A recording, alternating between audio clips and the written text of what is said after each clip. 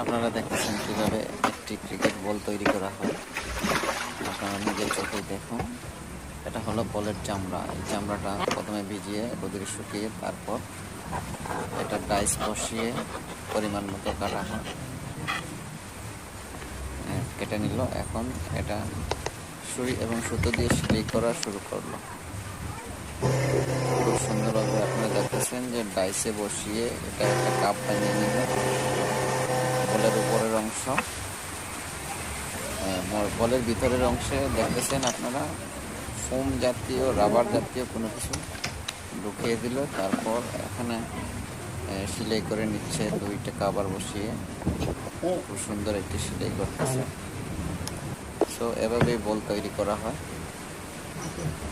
ভিডিওটি ভালো লাগলে লাইক কমেন্ট শেয়ার করতে ভুলবেন না। ধন্যবাদ।